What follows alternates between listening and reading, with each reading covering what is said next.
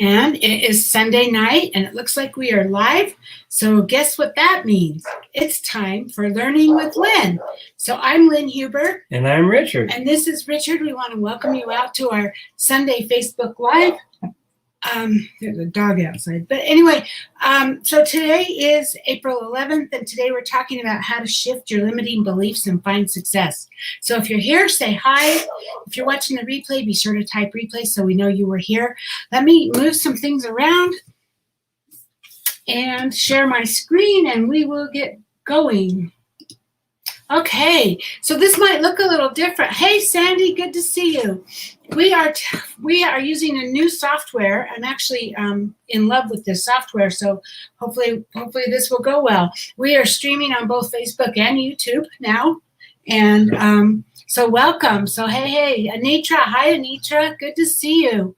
So today, like I said, we're going to talk about how to shift your limiting beliefs and find success. So before we do that, I just want to really quickly show you around my blog and get you started here. This is onlinebeautybiz.com.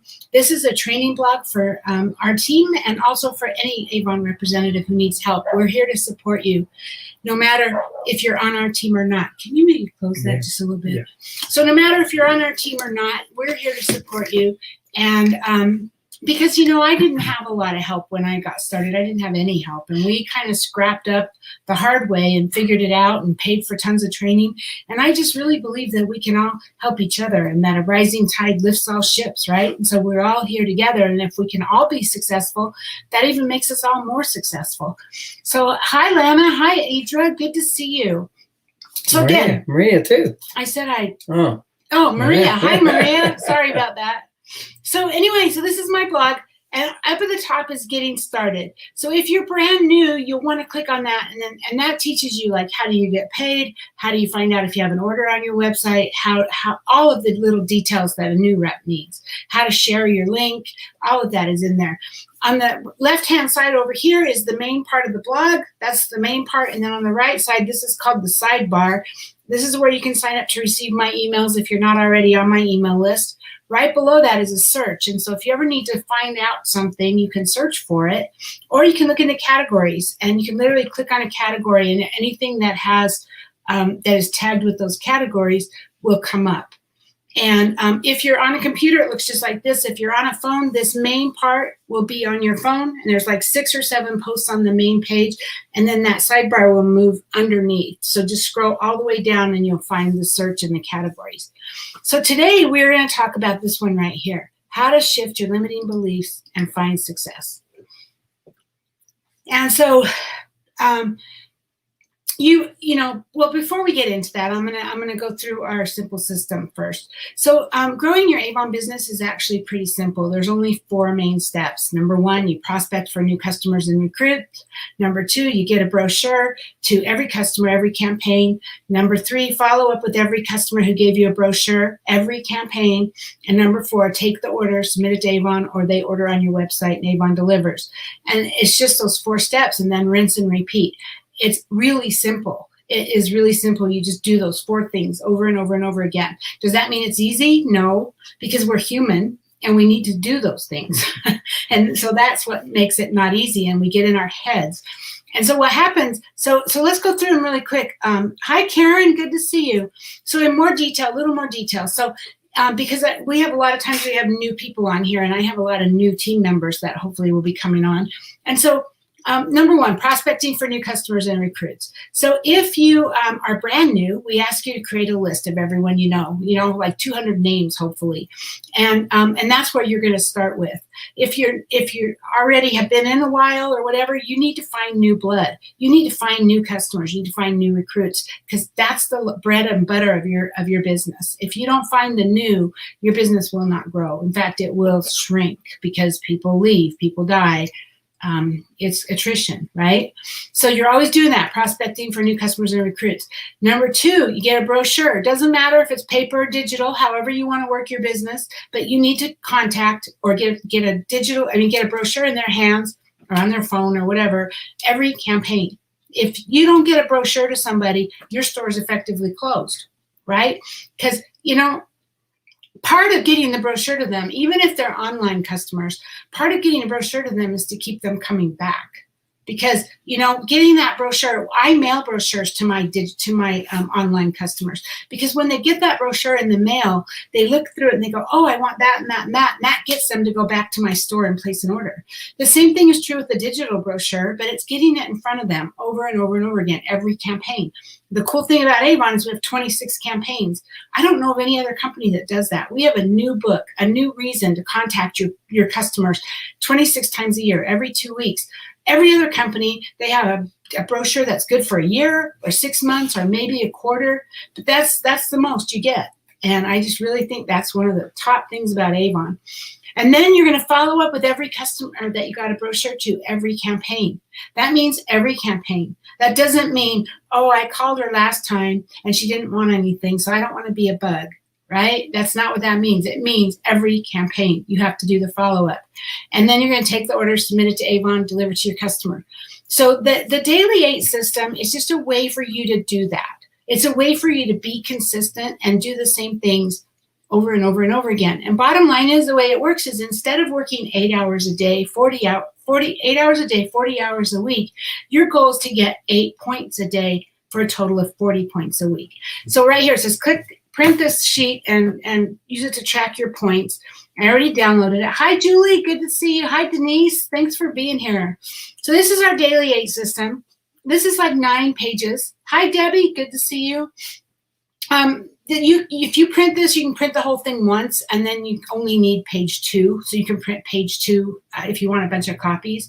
And all this is, you put the week of, so you put like today's date in, or Monday's date, however you want to work that. And then what days of the week are you going to work your business? You know, you need to be consistent. And so we say you should be working 5 days a week. And so if that's Monday through Friday, great. If maybe that's Wednesday through Sunday, or maybe it's Monday, Tuesday, Thursday, Friday, Saturday, whatever works for you, put those days in here. And then you're going to get points for doing those steps, right? So you're going to prospecting 1 point for every name. So if you're brand new, you've got your list of 200 people, then you start calling them or texting them or emailing them or Facebook messaging, whatever you do, and say, hey, I just started my Avon business. I'm really excited. Would you like to see a brochure? And if they say yes, you get a point. They say yes. Now that's like a new potential customer, okay? When they were on your list, they weren't a potential customer yet until you reached out to them. So, you know, you can make a goal to do 3 or 5 or however many a day and earn those points. And so now, and then if you're not working off of your list that you already have, then you're going to go out prospecting. Maybe you go out to the grocery store and you talk to the cashier. Maybe you talk to the lady at the bank. Maybe, you know, whoever. Maybe it's somebody at your kid's school, right? And you get their contact information, so you can get a point for every name that you get. Hi, Lisa. Good to see you.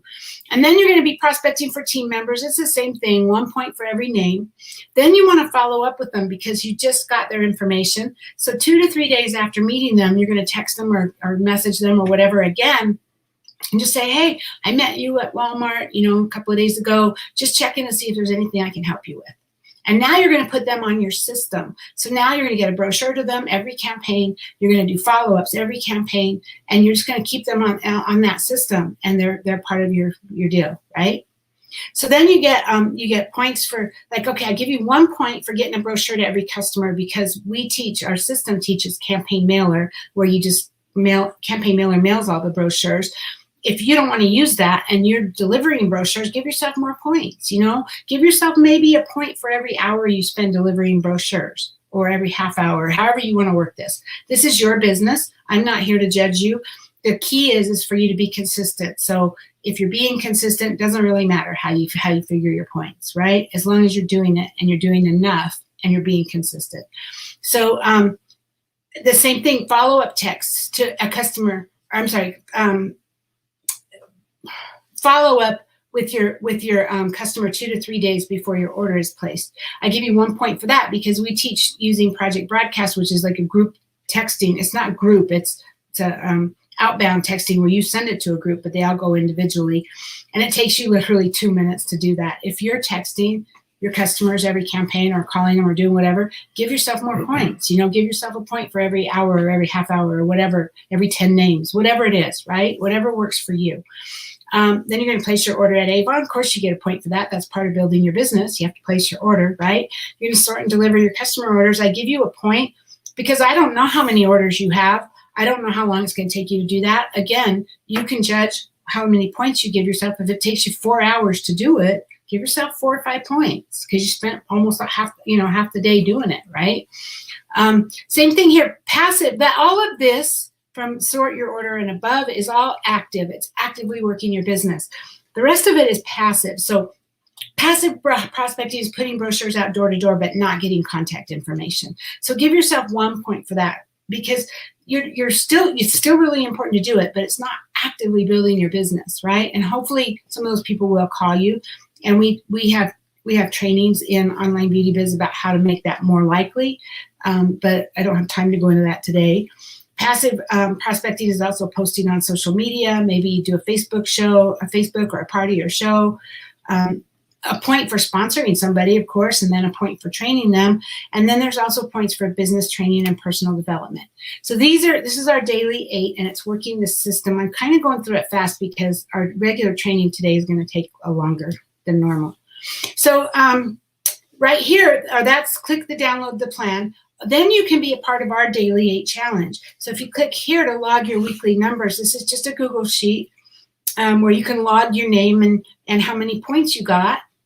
How many points did you earn? What were your wins this week? What did you accomplish? What did you not do so well? And do you have any tips to grow your business during social distancing? Only because, we're all struggling with that. And then this is for you for lots of reasons. One, it's for you to keep yourself accountable, right? Every week I send out reminders saying, hey, don't forget to submit your daily 8 form. It keeps you accountable to me if you want somebody to be accountable to. Even if I'm not your upline, I'm still happy to support you. I will recognize you if you do something good. If you put something in there that maybe I feel like I should email you or get back to you and help answer the question for you, I will do that. So I've done that quite often, actually. Somebody will say, oh, I struggled with this, and I have some insight that maybe I can offer you, I will. The most important thing is by you filling this out, what were your wins, what did you do well, and what did you not do so well, the couple of minutes it takes for you to think about that and answer it, you've already resolved it. You already know what to do next time to do better. Yeah, we learn by our mistakes. Yeah. And we also learn by doing the right thing. Yeah. When wow, that worked really well. I need to do more of that, right? Yeah. Yeah. So again, this is not me judging you. This is for you to submit it to me so I can recognize you, so I can support you, because I don't know what you're doing if you don't tell me, right? I don't have magic powers. So that's all that is. And then be sure to join our Online Beauty Biz Facebook group, which I think you're all in, but if you're not, be sure to join that. And here we go. We're live already. I don't want to double that.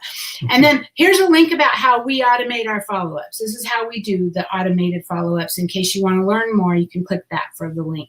So today, though, we're going to talk about shifting your limiting beliefs so you can find success. And so before we get into that in a lot of detail, there are 2 different mindsets that can affect our moods and our lives. And the first one is a growth mindset, and then there's a limited or a fixed mindset. And I really believe that we need to work hard on maintaining a growth mindset, because a growth mindset is one that encourages self-betterment and growth. And if you have a growth mindset, that means you believe that you can learn and that you can do better. Once you've got the necessary tools or the training, you can be better. A fixed mindset is somebody who believes that they are stuck where they are and there's nothing they can do about it. Oh, woe is me. I was born poor. I will always be poor. That's not true. Right? That's not true. So a fixed mindset is saying, I can't change it. It is what it is.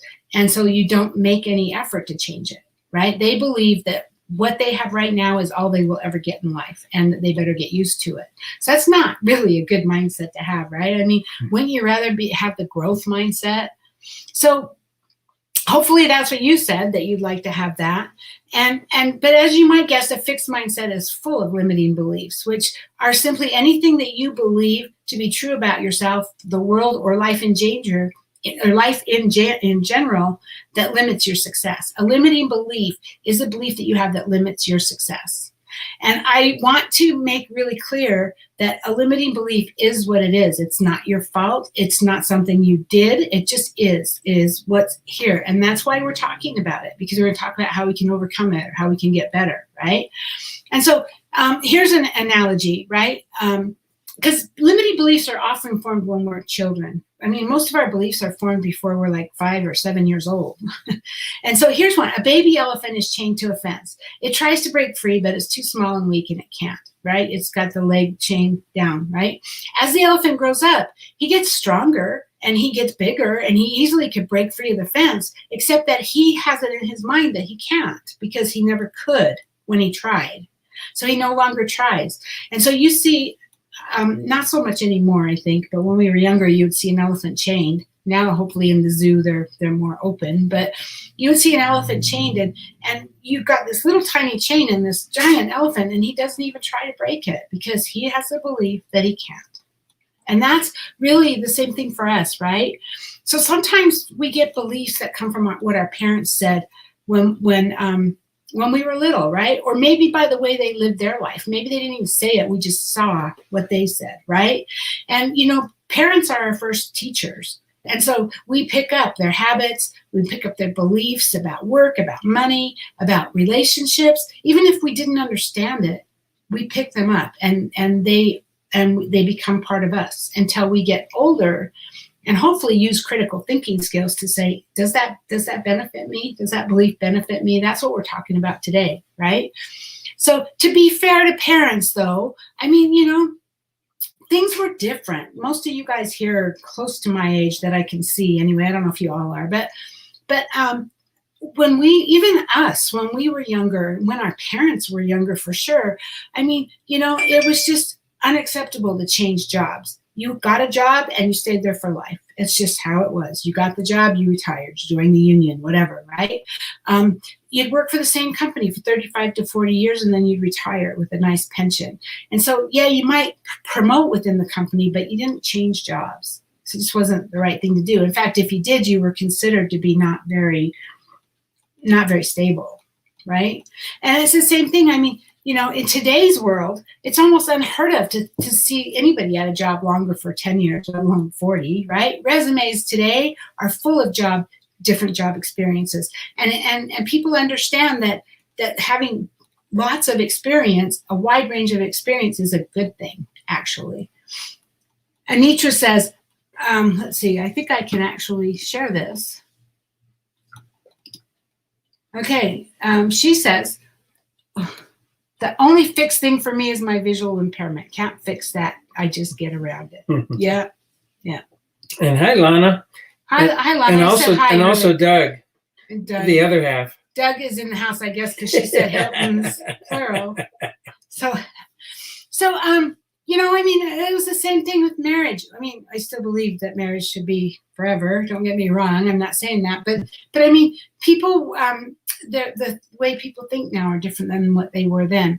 And I mean, if you look in your mom's world, especially those of us our age, our mom or your grandma, you could be a woman in a relationship, a marriage where the husband is beating her and terrorizing her.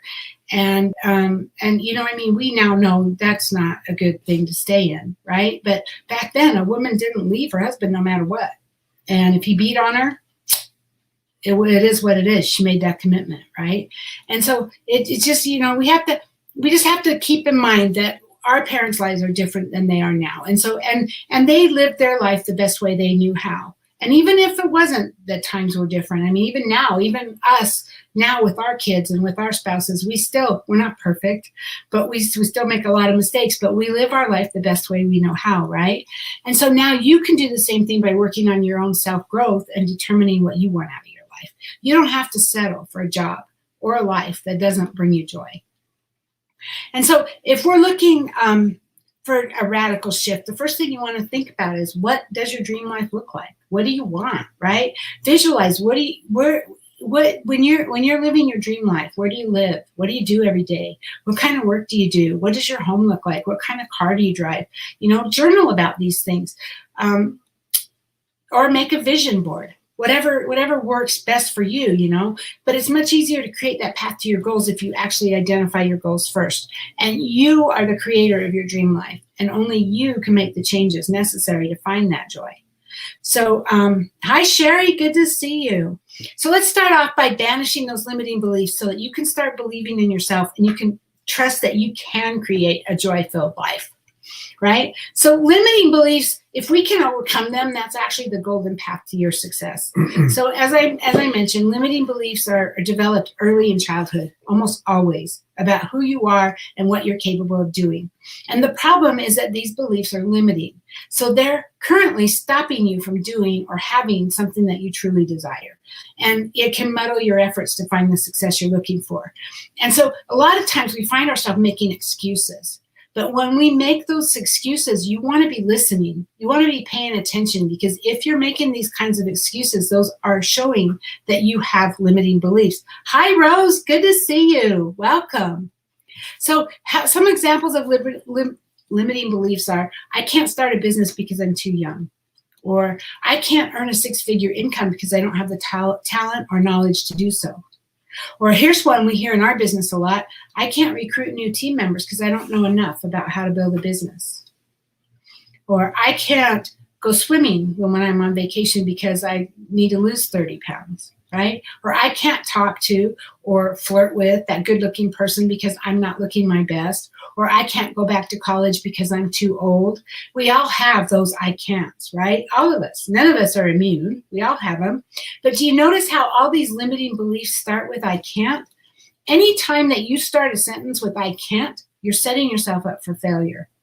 If you decide to try to accomplish any of these things, you're always going to have that in the back of your mind, feeding you that garbage about all the reasons why you can't do it. Right? That voice is also going to cause you to give up too soon without getting all of the facts or putting forth that real hearty effort. So instead, you want to turn those limiting beliefs around into positive affirmations, which will encourage you to try even if you don't feel like you can do it. Right? So if you want to earn a six-figure income, for instance, but you don't know how to do it, you will find hundreds of people online and in groups who are willing to help you. But they don't know you need it if you haven't asked the question first. Right? With the internet, there is no excuse for not finding the information you need. You just need an action list of what it takes to achieve your goal. And so, but on the same lines, I don't want you to become a perpetual student and get stuck in researching and not taking action. But if you don't know how to do something, trust me, I didn't know how to build an Avon business. I had no support at all. My district manager said, here, sign here. That was the extent of my training. We didn't know what we were doing, and we figured it out. We actually paid a lot of money to go to a lot of trainings and read a lot of books and all that. But you know what? There's like a ton of Avon groups. Avon themselves is doing, in our Avon representative official representative page, they're doing trainings every single day on how to build your business online, how to be better as a person, how to be a better leader, how to recruit. They're teaching you all of this stuff, and we teach it too. And you can Google it, right? I don't know how to do this. How do I do it? And you'll find it. So, or you can go to Getting Started right here on our page. Yeah. Just learn how to do it. Yeah, the easiest way to do something is, what do I need to know today? Google it, look it up, learn it, and then move on. And you know how to do that. You've learned that, and then move on to the next thing the next day. It's true. So Sherry says, I need a person to come and show me how to do all this tech stuff. Yeah, I know you're still learning, Sherry, and a lot of this stuff, that's why we do videos, is so you can stop the video and then do it on the other, and then do it and then start. And so you'll learn. I don't know if you have grandkids or somebody. Maybe if there's anybody that lives out Magna, Sherry needs help. So raise your hand, reach out to her, see if you could go help her, right? But it's all about doing that. I mean, Sherry, YouTube, you guys, all of you, YouTube is amazing because you can watch videos, you can pause them, you can start them over again, you can go fast, you can go slow, whatever you need to do to learn. And I use YouTube a lot. I do. I use YouTube to figure out how to create use this new service I'm using to create our lives. It's all there, right? So hi, Susan, good to see you. So, limiting beliefs aren't your fault. We've already said that, right? They're usually shaped by observing your family, society, your environment, your own experiences before you're even 7 years old, right?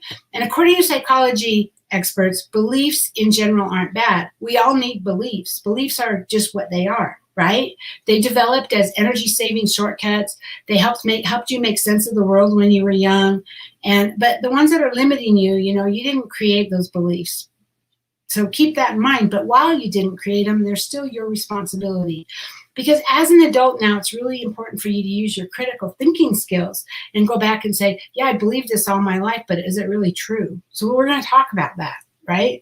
So anytime you feel like you're not achieving what you want or you can't seem to make forward progress, there's probably an underlying limiting belief, right? So many Avon representatives, this might show up in areas or fears like the fear of success or failure, right? You could be afraid of either one of them, the truth is. Fear of visibility or being seen or being rejected. That's that fear of, what if they laugh at me, right? And we all have it. Trust me. Maybe there's a fear of, I won't have enough money, or I won't know how to manage my money, or what if I have too much money? And I mean, I've actually seen that. I've seen people afraid of having too much money because they're afraid that makes them a target for robbery or something, I mean, and then there's the fear of relationships, right? So limiting beliefs are dangerous to you in fulfilling your purpose because they stop you from taking the action towards who you're meant to be. So you will never take the action that you need to be successful as long as you have those beliefs. They keep you down and they kill your dreams. And so if you want to have success you're looking for, you have to deal with those limiting beliefs holding you back. And so as the late Louise Hay said, if you accept a limiting belief, it will become a truth for you. And that's why that elephant doesn't bother to try to break free, because the truth for that elephant is, I can't break free, right? It's the same thing for us. And we accepted those beliefs when we were children. So we need to go back now and reevaluate them. And the good news is our beliefs are super flexible. You can change them and move beyond them. And it's actually really easy. Sometimes it's just a matter of making that decision. So we're going to go through that some more too.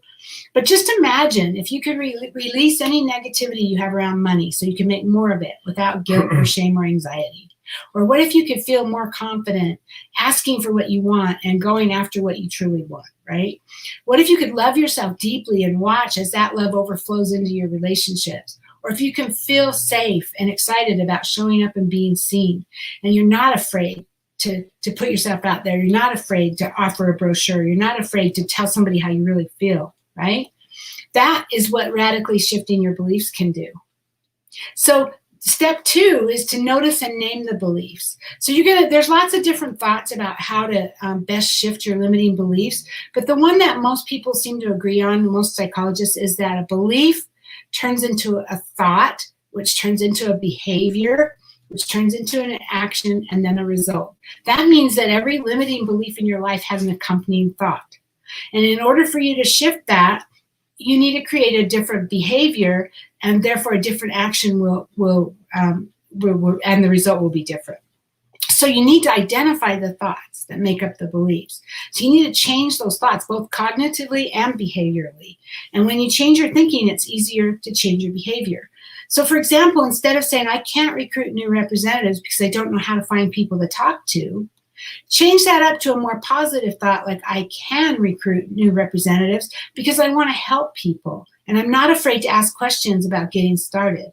See the difference? I can recruit because I'm willing to learn, and because I'm willing to ask questions if I don't know what I'm doing.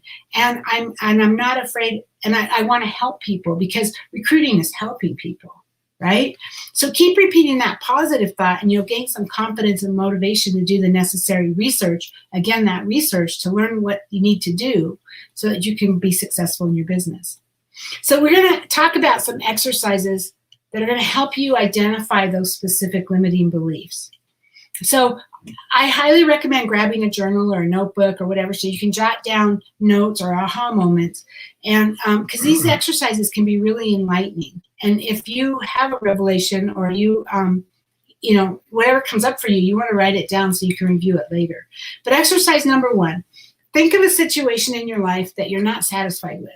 Where are your results not in alignment with what you really want to be, do, or have? What areas of your life feel stuck or stagnant? Where have you not been able to make progress despite your best efforts? So, for example, maybe you're not happy with the amount of money you make. So use the following fill in the blank statement. I can't make more money because. And fill that out, right? I can't make more money because. Why can't you make more money? What reasons show up when after the word because? Because that's the limiting belief that's stopping you from moving forward.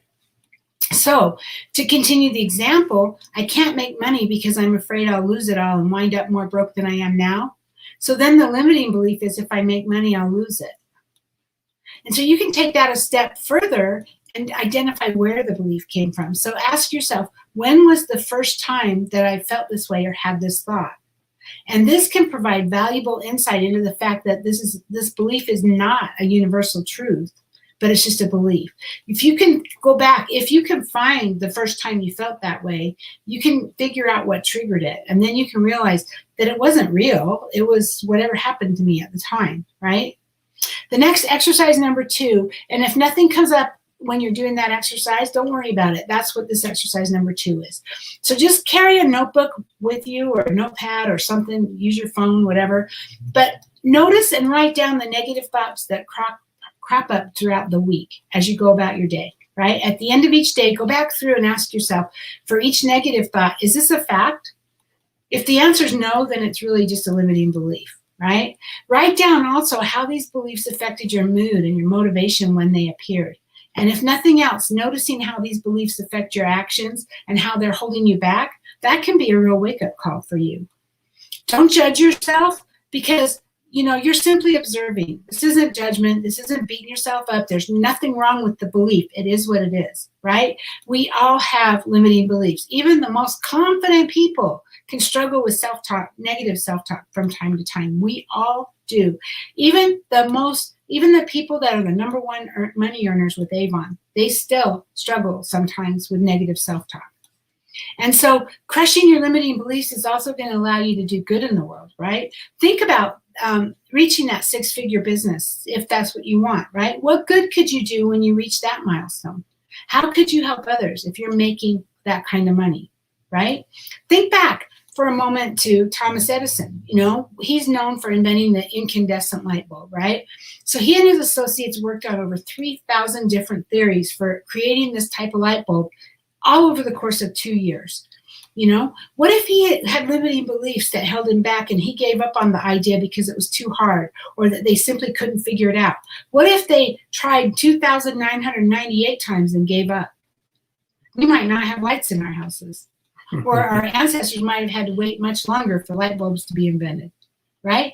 Whatever limiting beliefs you uncover, write them down in your journal, your notebook, or on your phone or whatever, because you're going to need this list as you continue to go through the other exercises. So, so step 3, get crystal clear about what your limiting beliefs are costing you. Because once you've determined what your beliefs are, you have to acknowledge that these are beliefs, not truths, and that it is possible to shift and change them. So the shift doesn't happen overnight, but the first step is acknowledging the belief and trusting that with other exercises that, like what I'm sharing today, you can shift your thinking. And as your mind shifts, you're going to feel more confident, which is going to lead to taking more action. And so you will start to believe that your business can grow and that your relationships can improve and that you can buy your ultimate dream toy, whatever that is, right? Or whatever desire you want, you can have it, right? So don't follow someone else's lead or allow your spouse or your family to influence you. You need to know what you want out of life. Make these exercises about you, right? So go back to your list of limiting beliefs, and for each negative belief, I want you to write down each of the following. So number 1, how does this limiting belief currently impact your life?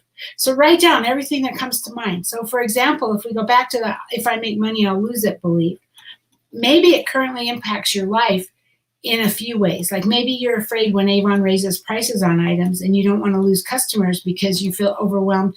I mean, you don't want to lose customers because you're afraid that they're gonna balk at the price. That's in your head, by the way. And then you feel overwhelmed and burned out most of the time. So can you see what it's costing you? Not only is it costing you the fact that you might lose a customer, and if you do lose that customer, it's because it's in your head that the price increase is going to cause a problem, right? But also, you're going to feel overwhelmed and burned out. And so then take it a step further. How is feeling overwhelmed and burned out most of the time impacting your life? I see it all the time. I see it in Avon reps all the time when you hear them say, oh, I'm sick and tired of trying. I can't do this anymore. That's probably why. It's because they're feeling overwhelmed and burned out. And they got themselves there. They just don't realize it, right? So maybe it's costing you money because you literally feel too overwhelmed to take on more customers. Or it's costing you money because you don't want to tell your customers that there was price increase, and so you don't want to give them a brochure. Right? Or maybe it's affecting your relationships because you're always canceling on your friends last minute or yelling at your kids more or your partner. Or maybe you're afraid to say yes to new opportunities, even the ones you want to say yes to, because you don't believe you'll have the energy to follow through, and it makes you feel like you're not growing in your career. So continue breaking down each of these negative effects for each one of your beliefs until you can't think of any more. And then number 2, think about the future. How will continuing to live out this negative belief affect your future? What will you lose out on by continuing to live out this belief? Think about the effects in 1 year or 3 to 5 years or 10 years, right? So for example, if you continue to believe, if I make money, I'll lose it, over the next year, you won't hit your income goals. You won't be able to save for the vacation that you want or to take next year. Or maybe you won't earn the trip to the Avon's incentive, which is currently Hawaii, right? It could cost you your Hawaii trip if that's what you're aiming for. If you continue to believe it over the next 3 to 5 years, the overwhelm and burnout might affect your health more negatively. You might miss out on multiple opportunities, and you'll likely feel like you're stuck in your career path and unable to make changes. You see this in representatives that have been reps for years and years, and they're not growing. They're just sort of stagnant. They're just sort of there. They've mostly given up because they don't feel like they can or that they have the ability to do more, right? And if you continue to believe it over the next 10 years, you could easily wind up being stuck doing what you've always done and not making a single penny more than you're making now. Maybe destroying your reputation in the field. Maybe people think that you're not consistent or that you're not dependable, right? Maybe feeling disenchanted with your work or simply burning yourself out so badly you can't work anymore. Of course, these are all hypothetical, but you get the gist of it, right? So these 2 exercises can truly help you see how imperative it is to your success that you shift these beliefs. It's really important. Because no matter what your limiting beliefs are, there's always consequences. You're always going to suffer from your limiting beliefs, whether you recognize it or not. Life isn't perfect all the time, for none of us, right? But if you're working on changing those beliefs, it can actually help your mental attitude and your outlook. And once you've gotten clear on what your beliefs are and what they're costing you now and potentially in the future, now it's time to start shifting. So let's learn how to start shifting them in step 4. Rewrite your beliefs and call back the truth of who you are. So, just so you know, just so you're not blindsided by this, sometimes when you do these exercises, you might feel some sadness or even despair. Because sometimes people feel like it's a punch in the gut to really have their limiting beliefs and the harm they're doing looking at them straight from the paper, But it's really important for you to understand that this is not who you are. This is just the beliefs that are holding you back. And so, it's totally acceptable to acknowledge those feelings. It's totally acceptable. It's understandable that you might feel badly because you've held yourself back for so long. But remember that the whole reason we're doing this is so we can turn it around, right? Acknowledge the facts of the situation and then get excited about the things that you can do, the things that you can turn around. And then think of it as a wake-up call, as a way of telling yourself that things need to change. Or if you want things to change, then things need to change, right? You don't want to be stuck in the same cycle for years to come. Yeah, Lana, exactly. It's a reality check, right? Exactly. So knowing your limiting beliefs and then taking action to change them can make all the difference. And so the first step is to be willing to change them. So are you happy in your life right this second, or do you want something to be different, right? Are you willing to step outside your comfort zone to make the changes, or are you content with the status quo? One thing, whenever I think about this, I think about Lisa Hilton. I know you're on, Lisa. I was doing a live meeting one day, and it was almost about the time I first met her, really. And I said, you need to look for 100 no's and get out of your comfort zone. And you know what? She took me to heart, and she did it. She got the list. She wrote down the 100 no's. She went out and got 100 no's. And so good job, Lisa. But, you know, it's about getting out of your comfort zone, and it's about making those changes so that you can change, right? Get your mind wrapped around the idea of making changes and fill that thought with light and positivity. Remind yourself every day that you are willing to make those changes so that soon you won't have to need that reminder, because it's just going to be part of who you are. I think for us, there are times when we get stuck in our limiting beliefs, Richard and I. There are times, and I think, but I think for the most part, we live in a because we've worked so hard on this over the years, that we live in a world where it's almost natural for us to get out of our comfort zone. We just know we need to do it, right? So Sandy says, today is a great day to change. No reason to wait, and tons of reasons to start. Yes, exactly. Thank you, Sandy. So for each, here's a way to get started, right? So for each limiting belief, ask yourself a simple question. What if I'm wrong? So we've all got these beliefs so ingrained in our brains. I mean, I'm 63 years old. And I mean, some of these beliefs have been in my head since I was 6, right? They're so ingrained in us, right? And it's so easy to believe that they're true, but what if they're not, right? Have you ever considered that these beliefs could be lies instead of truths? We're so insistent to believe these negative thoughts that we haven't even tried to prove that they're really true. Isn't that interesting? Interesting concept. So to do this exercise, you just have to ask the question. So do it as part of your meditation, or turn it into some journal entries if that's easier. When you really reflect on this question, you might be surprised with the answers that you uncover. You got to do this without judgment. It has to be without judgment. It has to be with an open mind. Because if you're telling yourself it's true while you're trying to ask yourself if it's really true, that's not going to give you a real answer, right? But so, for example, do you believe that you'll lose money as fast as you earn it? Or what if you're wrong, right? You might discover that you're actually an incredible saver, simply because you don't want this belief to ever come true. I mean, so you're already an incredible saver, right? Or you might find the motivation to hire a CPA or a bookkeeper to help you understand your taxes and maybe how much cash you really need to earn each month so that you can pay your expenses, you know? So maybe it's not that I'm going to lose the money. Maybe it's, okay, it doesn't have to be true. Maybe I just need help to find the best way to do this, right? And think of the other possibilities that can happen if you choose to not believe this belief, right? It's such a simple question, but it can open your eyes up to a whole new world of possibilities, even in your personal life. If you believe that you need to look a certain way before you can go on a date with someone, what if you're wrong? Whether you believe you're too tall, too short, too heavy, whatever it is, you will never know if your next partner is out there looking for you unless you get out into the dating world too. And Anitra, this one's for you. And there's maybe other people out there who are the same thing. Those of you who are afraid to do Facebook Lives, you know, I was afraid to do them for the same reason. I'm like, I'm not good looking. I'm not skinny. I'm not sexy. People aren't going to want to listen to me when it comes to Avon. That was my thought when I do this Facebook Live. And you know what? What if I was wrong? Well, I was. And I'll tell you why. Because people connect to you on a personal level. It's like your soul. And on video, their soul can feel your soul on video, what they can't on just a picture or on paper. That's why when you're like following a series, you know, a show on TV, and you're following it series after series after series, you fall in love with the actors and the actresses, and maybe not the actor themselves, but the person in the show, right? Because you fall in love with them, and you're either attracted to them or you're not. And that's what's important to know is, like, for instance, in my lives and as I go out and talk to people and all of that, people are either attracted to me or they're not. And the only ones that I'm really aiming to get to are the ones who are.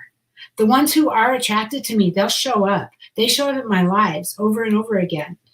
You guys all show up at our lives every Sunday because for whatever reason, not because I'm hot and sexy, I can tell you that, So it's more about what's here, and it's about how we attract to each other. So, okay, so the next step is to choose one limiting belief to focus on and ask yourself, am I willing to see this differently? So if the answer is yes, and if you're here, I'm guessing that's probably going to be the case, right? Then move into the next step. So if you feel resistance to changing this belief, that's okay. You can continue to move on to the next steps, and you'll see shifts over time. And so that said, if there's a limiting belief that you feel more willing to shift, you might want to start there. Start with what's easy, right? The low-hanging fruit, right? So once you see results with one belief, it'll be easier to work on the harder ones or the more deeply ingrained ones. And so replace each limiting belief that you identified with a more empowering belief, and then write it down. So for example, if your limiting belief is, if I let people see who I truly am, they'll reject me. The more empowering belief might be, it's safe to be who I truly am no matter who is around. The right people will be attracted to me, right? Sherry says, you are a beautiful lady. Oh, I love you, Sherry. So that's really powerful, right? Because we all have that. What if I ask them if they like an Avon brochure, or if I tell them I'm doing Avon, they might laugh at me. Well, the real question, the more empowering belief might be, oh, they're going to love it because they haven't seen an Avon book in years. How many people say that? When I ask people, would you like to see an Avon brochure? Would you like an Avon brochure? I can't tell you how many of them say, oh my gosh, I haven't seen a book in years. Yes, I want to see one. So that's what you need to believe, is that people want to see your books. People want to see your products. People want to see who you are. They want to see you, right? Those are two different things. I mean, I'm not trying to put them together, but if you're afraid to let people know who you are because they'll reject you, then you want the belief that it's safe to be who you are.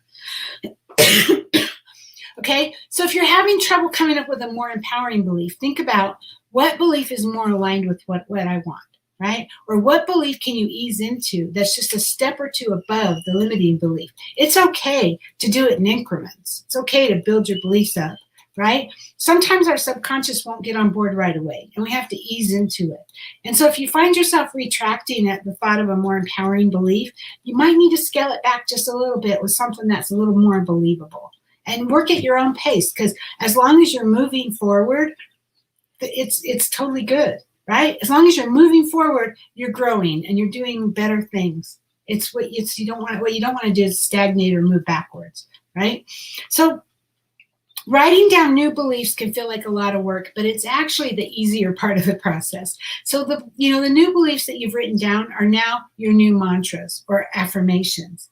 So anytime the old thought pops up, repeat the affirmation and mantra in its place, right? So anytime you have that feeling of it's not safe for you to be who you are, you need to repeat the mantra about how it is safe to be, right? And so keep those mantras or affirmations in your journal. Maybe keep them in this notes section of your smartphone for easy reference. So if you're not around anything, right? Post about them around your office or your home. Put Post-it notes on your computer, on your mirror, in the bathroom, wherever. Anything that will remind you, right? Up on your wall. And over time, these new thoughts will create new neural pathways in your brain that fire automatically, and eventually those old negative thoughts will disappear. And you're going to be surprised one day when you realize you haven't even had that particular negative thought in a long time. And during this process, your core beliefs will become stronger and more natural over time, eliminating room for those old limiting beliefs. And I know that you guys know what I'm talking about. I know that if you think back, your beliefs have changed over time about lots of things. They can change over anything. If you've been able to change your mind about something, you're able to change your mind about everything. Right? It's just a matter of making that decision and doing it. But here's the deal, right? You just can't say an affirmation over and over and expect the change to happen. It's not about just saying the affirmations and it's going to happen. right?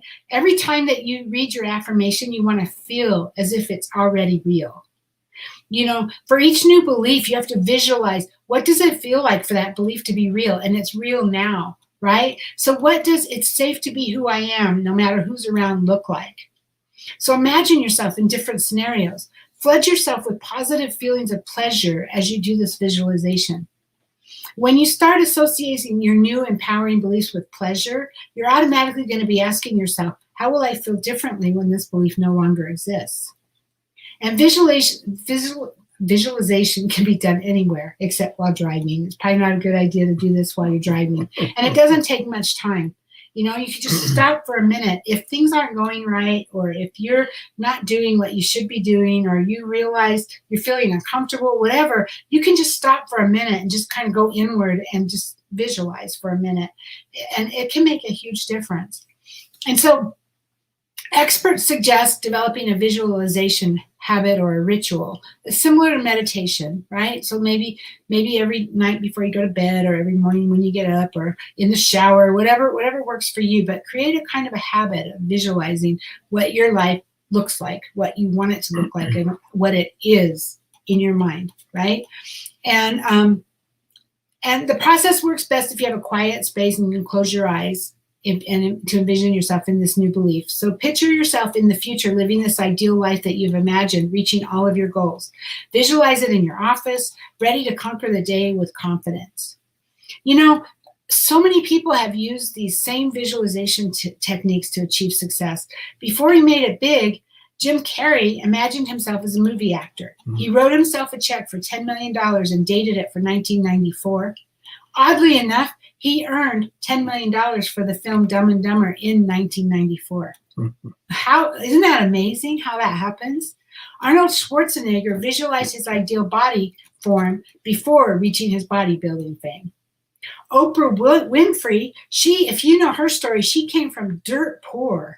I think her mom was not there or missing, or she's raised by her grandmother. She was raised by her grandmother, and she used affirmations and vision boards to pull herself up out of poverty. I mean, she was in dire poverty, and she was even molested a couple of times. And I mean, she didn't have a good life as a kid, but look at where she's at now. And it was the affirmations and visions that got her there. Olympic skier Lindsey Vonn visualizes a ski run before the actual race, but also shifts her feet and her weight during the process while she's visualizing it. And she says she never forgets a course by using this technique. And shifting your limiting beliefs is an ongoing process. Personal development has never been the end point. It's part of the process, right? So even after doing this work, you still might find new limiting beliefs showing up. But each new level of success or going outside of your comfort zone will bring up new beliefs to shift. And now you have those tools. So let's see. Sandy says, poverty consciousness will voluntarily seize the mind, which is not occupied with money consciousness. Wow, that's profound. Napoleon Hill. Napoleon Hill. He was one smart mind. And Anitra says, love, D&D. Oh, D&D, that's Dumb and Dumber. Yeah. Yeah. So, you know, now you have the tools to do it, right? So then step 5, or no, let's see. Eventually, your new beliefs will feel 100% true, right? So now you have the tool to change them. So, you know, you're going to grow, and you'll grow into those beliefs. So step 5, embody your new beliefs for total transformation. So while these new affirmations will take you far, the trick is that you also have to be changing your behavior.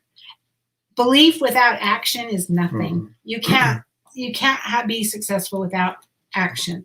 So affirmations and mantras are not magic. There's no magic fairies waiting around to fulfill your every desire. I wish, right? But there's not. Changing your beliefs, which can then change your life, requires action on your part. So keep reciting your affirmations daily, but also you need to start acting as if your new belief is true. For real change to occur, you need to believe 100% in your soul that your new belief is true. And keep in mind, it might take you time to get to that place. So reciting your affirmations along with acting the role is going to help move that change process along. And so continuing with that example of feeling safe being who you are, you want to think about how that person would act in your next Zoom meeting or when meeting up with a colleague for coffee. You know, if you're looking at if you have a person in your mind, that person of who you are, when you are comfortable in your own skin and you're safe being who you are, how would that person act, right? Would that person sit like a wallflower, simply following the conversation without offering much input on a Zoom meeting? Would that person take the lead during the meeting and guide others through an agenda? Would that person be willing to show their sense of humor? Those, you know, think about that. How would that person present themselves in this scenario, and do your best to emulate that behavior? You can also look at people who you admire, people who are really successful in Avon, or people who are really successful in whatever it is that you want to do, and think about how would that person act.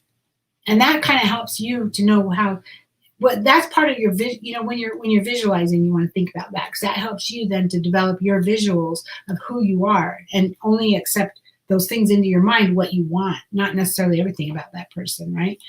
But you know, you might hesitate, or you might feel some anxiety, especially if you're an introvert who wants to be more outgoing. And, you know, these changes can be small at first, and often starting with small changes and seeing that you didn't screw it up, right? It's going to give you that confidence necessary to make bigger and more and different changes. So you might even discover that making small changes was much easier than you thought, which should give you the confidence to go forward to continue to make changes. So here's another example. If your new, more positive belief is about how you're capable of managing large sums of money, you want to think about how a good money manager would act when you receive your next payment from a customer. What would that person do or feel or say or think? And then do that, right? And in some cases, that might be as simple as when your customer gives you an order, you saying, how would you like to pay for that? And then your customer says, well, my old representative used to let me pay when I delivered. And your response then would be, oh, yeah, I remember when Avon used to do that. Yeah, that was kind of cool. So how did you want to pay for that? And you are confident, because part of that, you're managing money, is you being confident to ask for the money when you're exchanging the service, in this case, the product, right, for the money. So think about that, you know, how would you act or feel or respond, and then do that, work on doing that. And so let me be really clear. I'm not advocating that you change your personality or pretend that you're someone you're not. That's not what this is all about, right? In this particular exercise, we're focusing on behaviors. We're focusing on adopting the behaviors that can turn a limiting belief into a positive one. Pretending to be someone that you're not isn't going to win you any clients or friends. Authenticity is too important in this day and age, and we want you to be authentic, right? You're not an actor on a stage where you can turn off their persona once they leave the theater. Just be yourself, but modify your behavior, right? Once you start adopting the behavior of who you want to become, taking other actions in your life will also be easier. It's like a snowball effect. So making changes to your behavior often leads to more confidence. And when you have more confidence, then you're more willing, or you have more excitement to make changes in your business, which can then lead to excitement to focus on your relationships. Can you see that? It snowballs, right? Your new confidence will also be evident to your colleagues, your family, your friends, and that can make your life in general just happier and less stressful. But I know taking action can be scary, right? Not many people get a thrill out of stepping out of their comfort zone. That's hard for all of us. You know, the good news is if you're doing your affirmations regularly, it will get easier every time you take a new action. The more you step out of your comfort zone, the easier it is. And the cool thing is, every time you step out of your comfort zone, you're growing your comfort zone. So it might take getting out of it 3 or 4 times, and then your comfort zone will stretch a little bit. And then same thing, get out of it 3 or 4 times, and it stretches again. And so, you know, but if the bad news is if you avoid this step because it's scary, you're just going to feed your old limiting beliefs and nothing will ever change.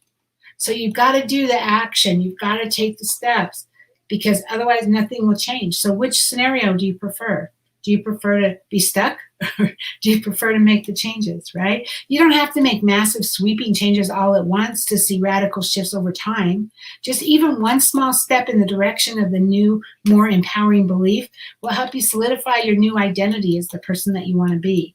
Think of these changes as baby steps or stepping stones. You're not going to jump from step A to step Z in a single move. You need to find a roadmap. You need to follow the roadmap and take step to step to step to step.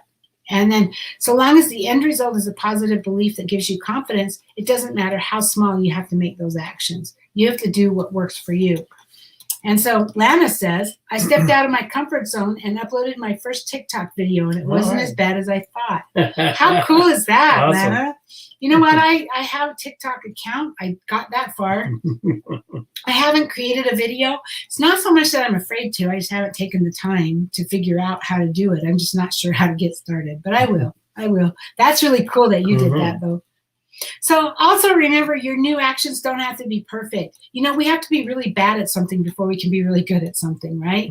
You don't have to yield a particular result to count, right? If you dress for the role on your next Zoom call, consider it a win, right? Lana says, I was afraid. Oh, we all are. You were brave. You're brave, but you did it. You did it. Yay. You did it, yeah. So, you know, if you dress for the role on your next Zoom call, consider it a win. You showed up. It's amazing to me how many people get on a Zoom call and they turn off their camera or they put their screen so it's looking at their ceiling because I guess they're afraid to be seen, you know. So if you show up, that's a win, right? So paying a single bill when your new customer pays you is also a win. Or asking for the money up front is a win, right? Did you meet someone new and get their contact information or ask for a referral? That's a win. Make sure you acknowledge yourself when you have these little wins, right? When you've taken a new action, pat yourself on the back, congratulate yourself. Make sure you acknowledge it, right? You can write it in your journal or decide to treat yourself to celebrate. No matter how the size of the action, it's worth acknowledging. When you see small wins building up consistently, then you can make it a game with yourself. I think Lisa Hilton told me she did that with 100 no's. It was this game. How many no's can I get before I get a yes, right? And so see how long you can go without breaking the streak, or decide that you'll treat yourself after X number of actions and have fun with it. Remembering your ultimate goal is changing your limiting beliefs. And then step number 6, see, I told you I had a lot to cover today. Step number 6, take small actions to make major moves towards your purpose. So the great news is that just showing up every day and taking some kind of action in the right direction is exactly what's going to move you forward, right? Getting your system set up and ready to go so that you can be putting new prospects into them, that's a step forward. Meeting one new person, that's a step forward.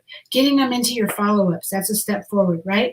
Your purpose will inevitably become clearer as you build new habits and your old beliefs about who you are and what you're capable of start to fall away.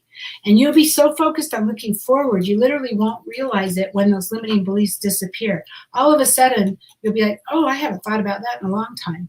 And that'll feel good, right? You're going to be so focused on looking forward, or I said that already. Most likely, you've always had an inkling that you were meant to be doing something. Maybe you didn't even know what that something was, but your beliefs stopped you, right? Instead of having regrets, start the process of changing those beliefs and moving forward.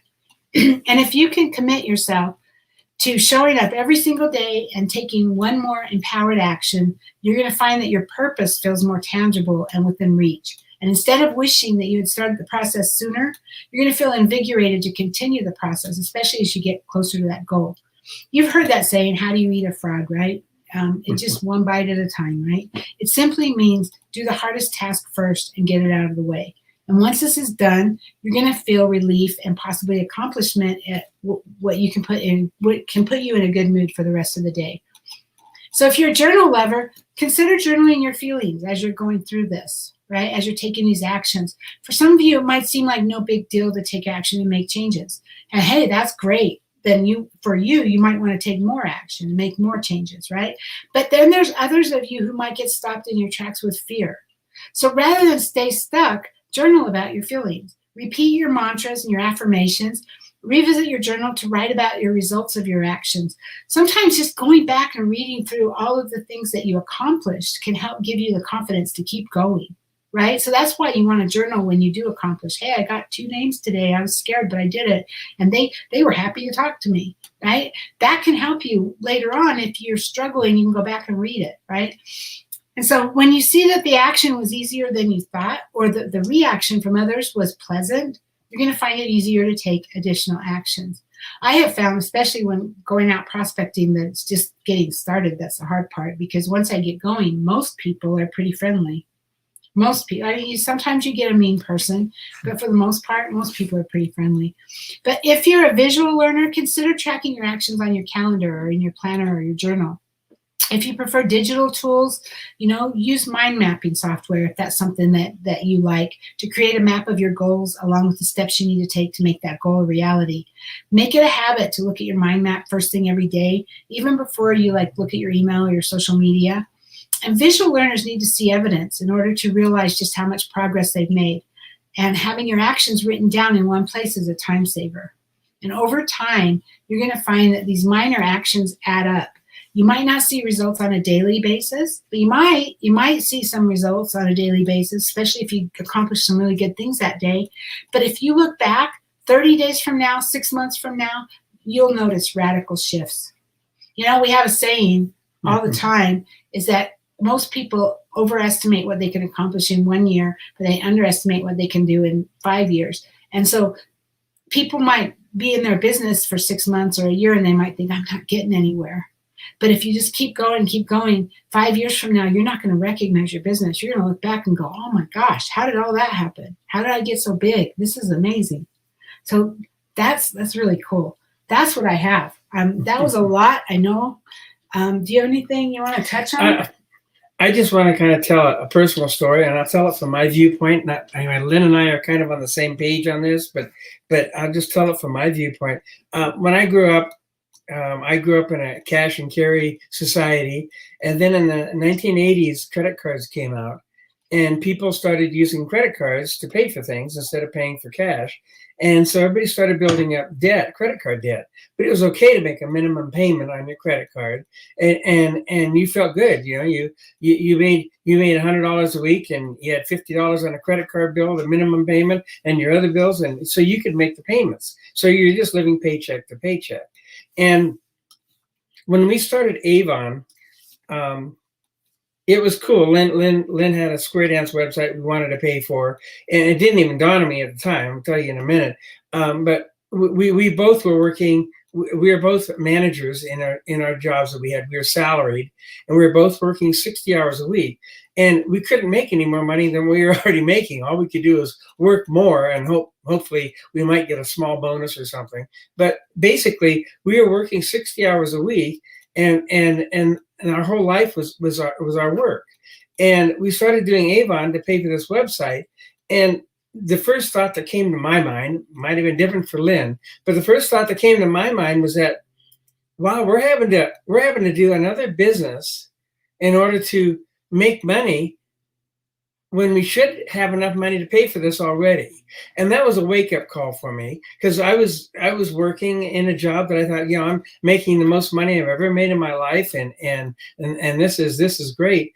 But bottom line, we started doing personal development. We started going to different seminars, and my mind started waking up to, like Lynn was saying earlier in the talk, about opening up your mind. There are other alternatives. Our belief system, my belief system, had totally warped itself over the years, and I'd gone from paying cash to being in debt was a good thing, and it created other problems. I mean, I started thinking about work, how I really didn't care for my stressful job. I was a store manager of a large grocery chain in Southern California, and I didn't enjoy my days off because I was worried about what was going wrong on my day off before I go back into work the next day and have to put out all the fires and to try to get it back under control again.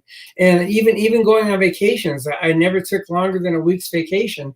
I took the minimum amount of time off because I was afraid to be away from the store. So anyway, long story short, we got into Avon, and within 5 years, like she said, we changed our mindset from one of making minimum payments to we need to start paying off our credit card debt.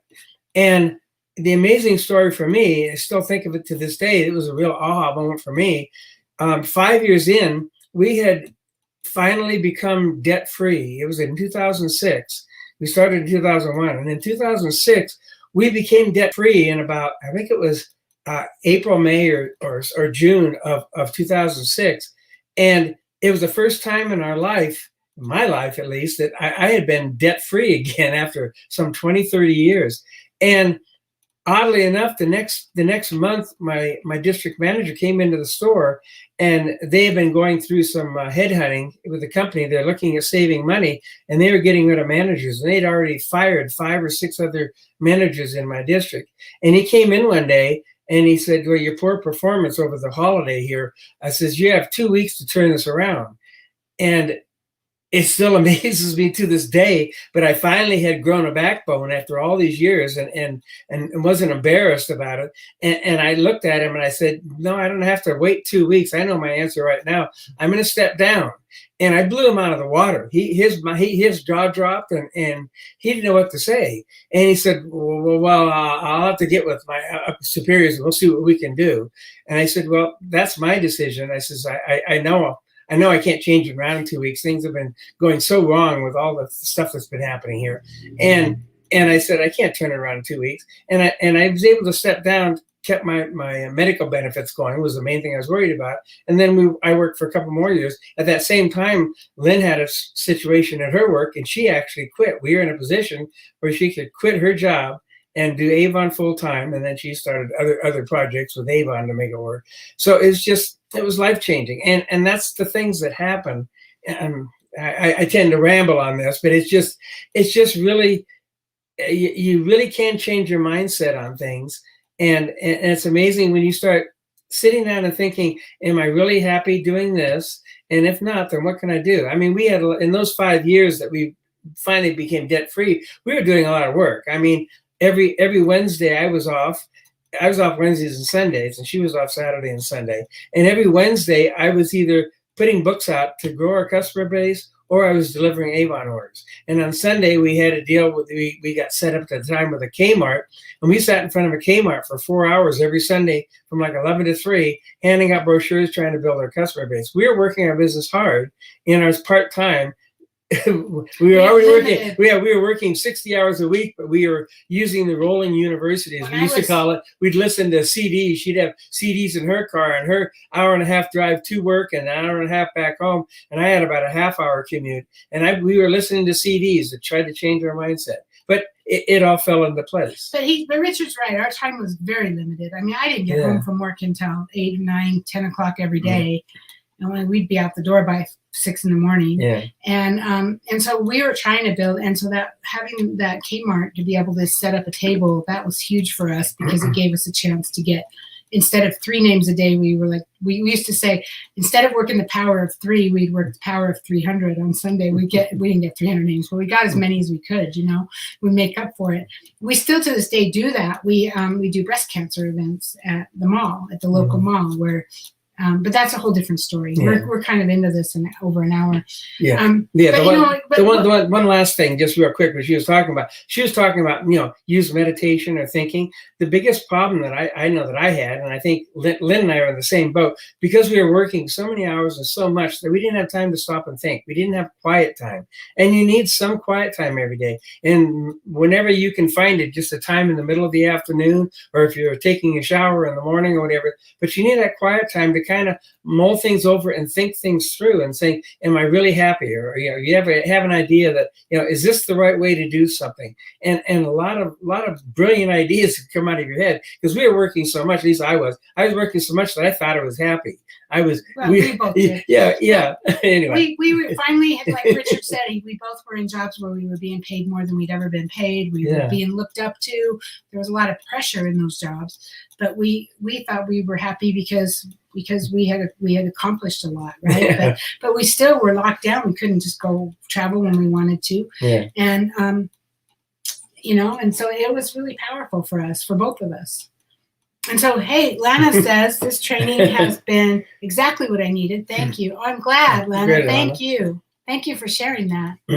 And I think that we probably should end it. We're like 20 minutes over, a lot longer than normal. But thank you guys all for being here. We will be back next Sunday, same time, same place. And I think that's it.